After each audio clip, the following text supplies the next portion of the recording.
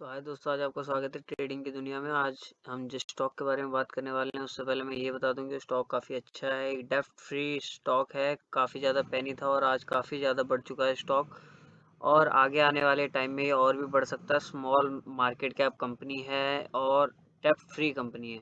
तो वीडियो को शुरू करने से पहले मैं ये बता देना चाहता हूँ, चैनल सब्सक्राइब नहीं करा, सब्सक्राइब का बटन दबा दें और साइड में आपको बेल आइकन भी दिख रहा होगा। सब्सक्राइब बटन दबाने के बाद उसको क्लिक कर दें। इंस्टाग्राम, ट्विटर, लिंक्डइन में भी हमें फॉलो करें। ज्वाइनिंग बटन आ चुका है, यूट्यूब ने हमें दिया है, तो इस ज्वाइनिंग बटन को भी क्लिक कर दें। और top 3 books for financial market के लिए, आप शेयर मार्केट के लिए वो बुक प्रेफर कर सकते हैं। तो हम बात करने वाले हैं, ये देखिए स्टील इंडस्ट्री की कंपनी है। अगर हम अभी जस्ट वीक के हिसाब से बात करें तो 52 वीक्स का जो लो था वो 80 पैसा था और आज का जो हाई था वो 16 रुपये 30 पैसा। तो इसने काफ़ी बड़ा उछाल लिया है इन कुछ एक साल के अंदर। ऐसा क्यों लिया मैं बताता हूँ। तो ये एक स्मॉल कैप कंपनी है, जैसे कि आप देख सकते हैं 1464 करोड़ की कंपनी है। एंटरप्राइज वैल्यू उससे भी ज़्यादा कम, जो कि है 1447.46 करोड़ की। नंबर ऑफ शेयर भी बहुत कम है और पीई रेशियो इसका थोड़ा ज़्यादा है, पीवी रेशियो भी इसका सही है। फेस वैल्यू स्टॉक काफ़ी ज़्यादा कम है और फेस वैल्यू इसीलिए इसका 1 रुपीज़ है। डिविडेंड कंपनी देती नहीं, एक पेनी स्टॉक है और पेनी कंपनी भी मान सकते हैं हम इसे, स्मॉल कैप कंपनी है तो डिविडेंड देना बनता भी नहीं है। बुक वैल्यू की बात करें तो ये थोड़ा कम दिख रहा है, पर नेगेटिव नहीं है, ये अच्छी बात है। कैश कंपनी के पास काफ़ी ज़्यादा कैश फ्लो बना हुआ है, जो कि हम देख सकते हैं 18.29 करोड़, मतलब 18.29 करोड़ के करीब करीब इस पे कैश फ्लो है। अगर डेप्ट की बात करें तो कंपनी डेप्ट फ्री है, आगे जाके मैं दिखाऊंगा कैसे।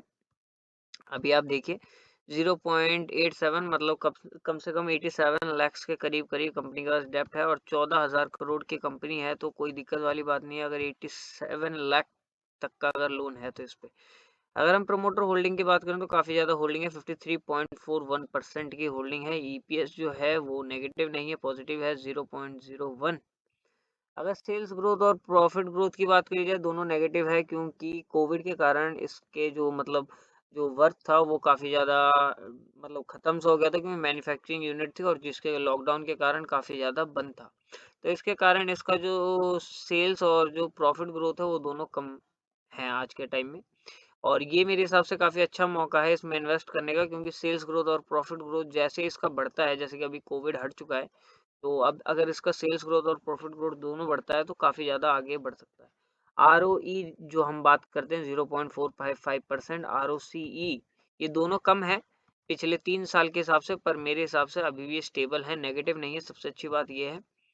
अगर हम वहीं पे बात करें ओनरशिप की, अगर हम स्टार की बात करें, फिन स्टार की बात करें, तो ओनरशिप के हिसाब से 2 पॉइंट समथिंग इसको स्टार दिया गया है, पर ये इससे ज़्यादा होना चाहिए था। क्यों?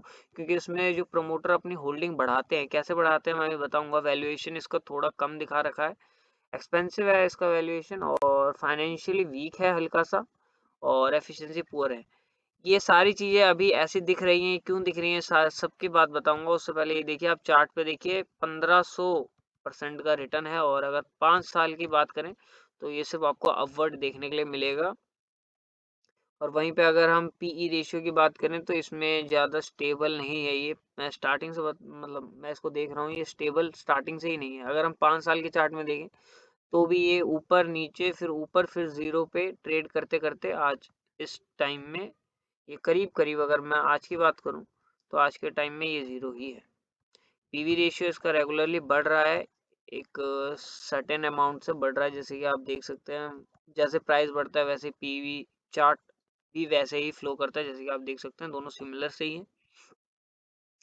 अब वहीं पे बात करें तो मेरे हिसाब से 6 नंबर की रैंकिंग है इसकी। अगर हम पीयर कंपैरिजन करें तो 6 नंबर की रैंकिंग है, जिसके हिसाब से इसका प्राइस जो है सबसे ज़्यादा कम है।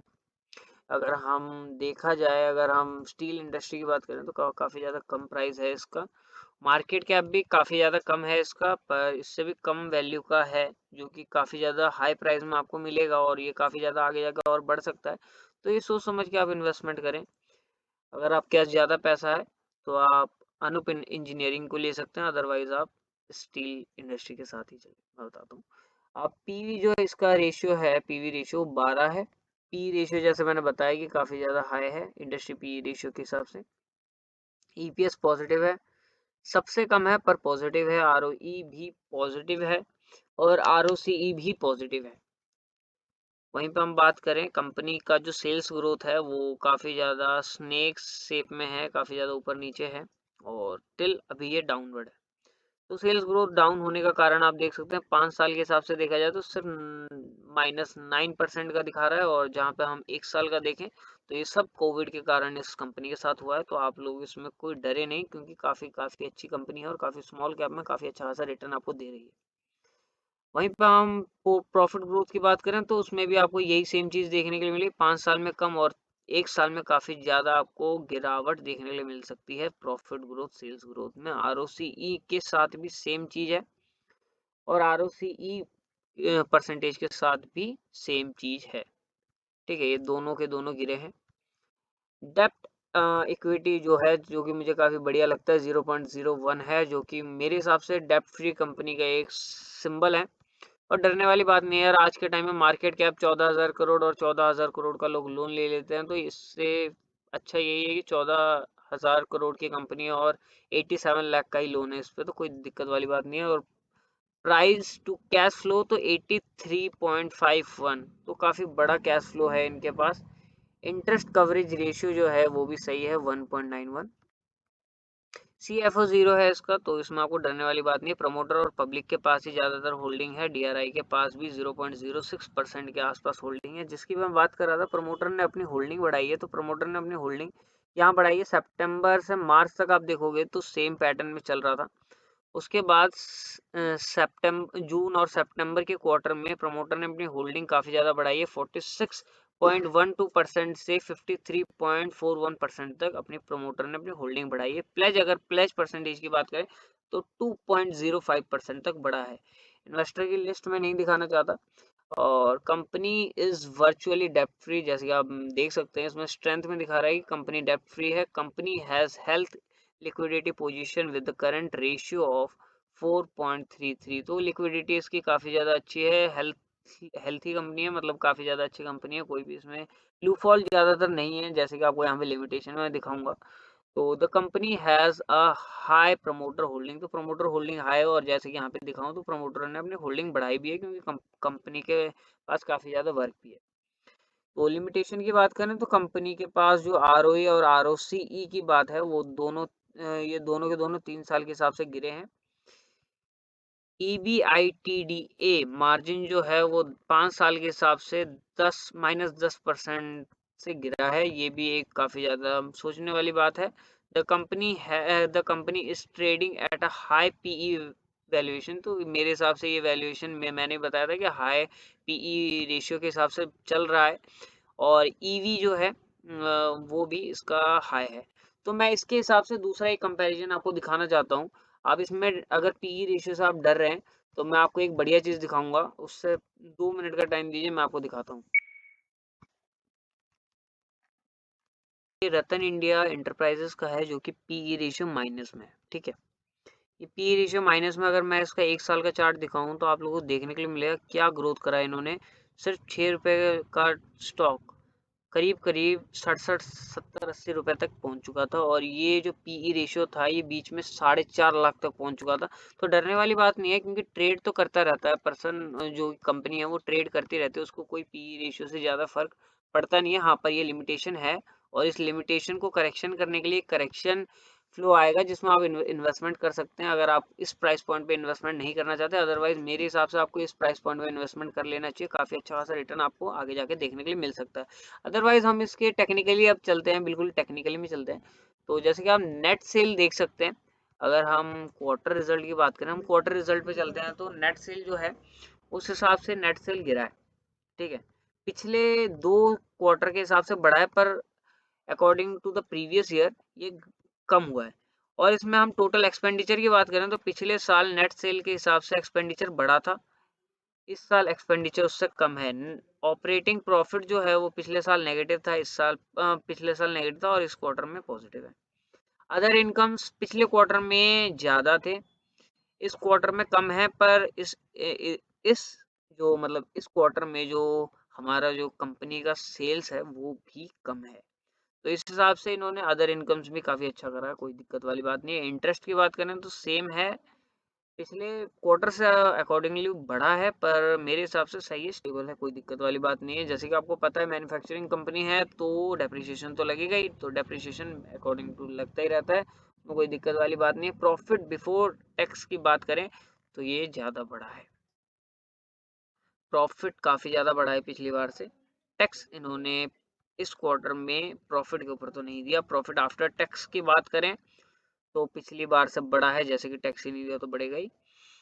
और एडजस्टेड ईपीएस टैक्स ये देंगे जो मार्च का क्वार्टर आएगा उसमें टैक्स भरा जाएगा, जैसे कि आप इस मार्च क्वार्टर में देख सकते हैं, तो उस टाइम इसमें दिखेगा कि क्या आगे आने वाले सिचुएशन में बनना है।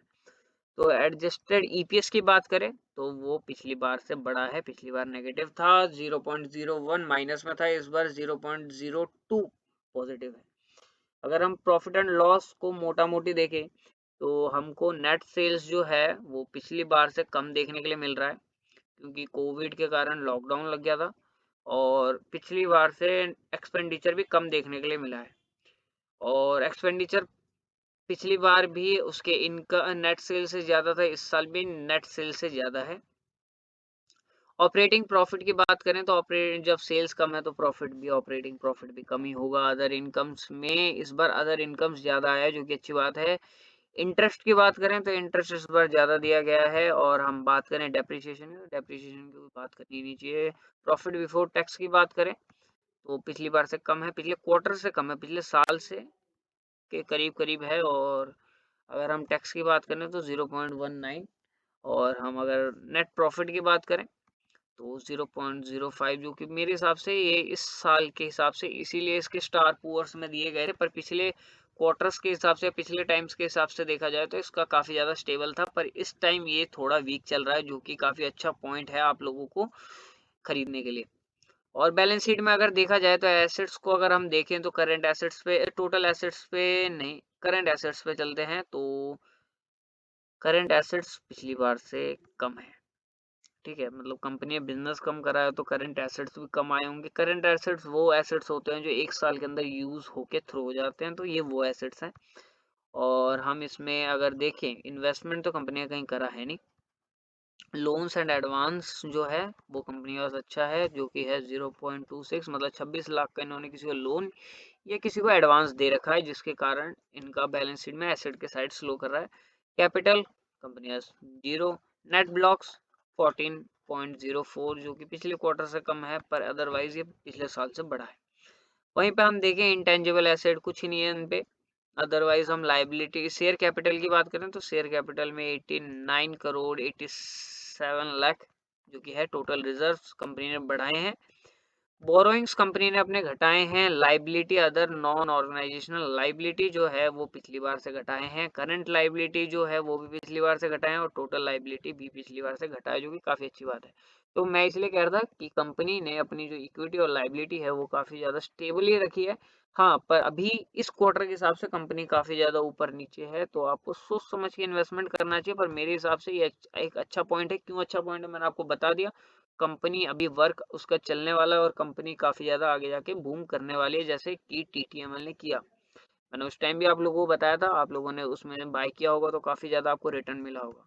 तो वीडियो अच्छी लगी तो लाइक करना बिल्कुल भी ना भूलें, और अगर आप शेयर मार्केट में नए हैं तो प्लीज़ डिस्क्रिप्शन में अपस्टॉक का लिंक है, उसमें जाके अपस्टॉक में अपना अकाउंट बनाएं और ग्रो पे अपना अकाउंट बनाएं, दोनों आपके लिए फ्री ही पड़ेंगे। और अगर आप ग्रो पे बनाते हैं 100 रुपये का साइन अप बोनस मिलेगा, अदरवाइज आप स्टॉक पे बनाते हैं तो आपको रतन टाटा का एक भरोसा मिलेगा। Thank you for watching this video till the end. मिलते हैं अगली वीडियो में, और कोई भी डाउट हो तो कमेंट सेक्शन में जरूर लिखें। बिल्कुल ऐसा नहीं है कि आपको कोई डाउट और